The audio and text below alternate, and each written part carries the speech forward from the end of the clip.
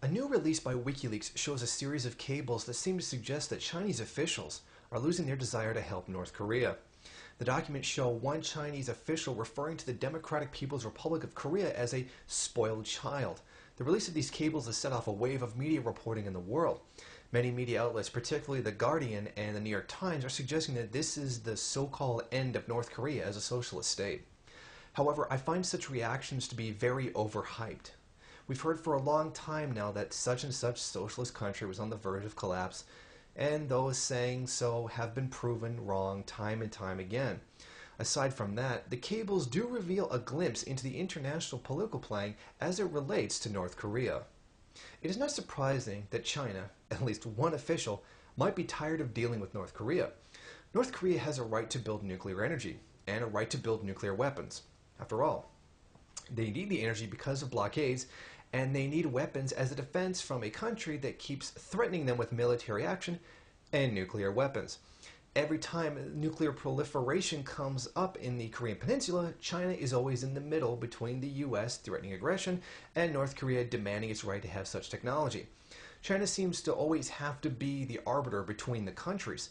Such a position would become tiresome after a while, especially if you didn't really care and you just wanted to operate your country without bothering with such foreign politics. Also in one of the cables, South Korea's vice foreign minister at the time, Chung Young-woo, said that earlier in the year, certain Chinese figures had told him that they think Korea should be united under the South's control. He's also quoted as saying that those same Chinese officials are saying that such an opinion is becoming more and more popular among Beijing elites. If these Chinese officials did mean what they said, it would certainly display a shift in Chinese opinion over North Korea. This would relieve some of the stress from China in international obligations. They speak of a united front, but I believe that China is not as genuine as they say. In fact, I've questioned their dedication to the united front for some time. However, I question this statement. It may be a case of China playing politics. I believe that they may have just said that in order to ease tensions between China and South Korea. A kind of disingenuous statement with the purpose of getting South Korea off China's back, at least a bit about their support for North Korea. Like when someone defends being a friend with someone they don't agree with, well, he's my friend. The U.S. ambassador in South Korea, Kathleen Stevens, earlier this year quoted Chun on the situation in the DPRK. She reported that he said the economic situation in North Korea has completely collapsed and that the political situation will collapse as well 2 or 3 years after the death of Kim Jong-il. Really, this is just what the South is telling America. They have been telling the United States since 1991 that the government and the economic situation was on the verge of collapse. For the past almost 20 years, various powers have claimed that North Korea was going to collapse in a few months. So to me, this is just more of the same. I'll believe the collapse of North Korea when I see it. I've no doubt that they're having a hard time, as they have been for the past 20 years, but I don't see anything changing anytime soon. I've heard that all too often. A South Korean cable from April 2009 quotes the Chinese Vice Foreign Minister He Yafei as saying North Korea wanted to engage directly with the United States and therefore was acting like a spoiled child in order to get the attention of the adult.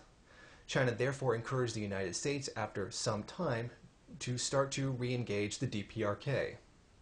Fact is, North Korea has been asking to deal with the United States for some time now to work on the embargo against them. For the longest time, the DPRK has maintained its right to conduct trade with whomever they please. They have made efforts in the past for talks regarding that situation. However, the U.S. is unwilling to ease any of the sanctions. They no doubt have asked China to encourage the U.S. to come to the table. China has very likely said to the U.S., please come to the table so it'll make you look good like you're trying to get along with North Korea. So I think spoiled child is one man's opinion, as one person is quoted as having said it. That's like taking a statement from one member of Congress and saying that all members of Congress are saying that because he did. 6 months later, that same year, a cable quoted Chinese state councilor Dai Bingwao as saying that the North Koreans wanted to have talks with the United States, including possibly multilateral talks. The North is quoted as saying they had great expectations for the United States. This shows that the North wants to engage in talks about the situation. Other cables show frustration by Russian and other officials at North Korea's inflexibility in their positions. And why should they be? They have a right to seek nuclear power, nuclear weaponry, and whatever kind of economic and political system they want. They don't have to change their country to suit U.S. economic desires. It's important to note that while WikiLeaks cables reveal much hidden information, it is still subject to bourgeois opinion. All that has been demonstrated here is that South Korea's opinion, and what they say Chinese officials have said. If there was a cable from North Korean government saying that there was an economic and political instability, that would be quite a different situation.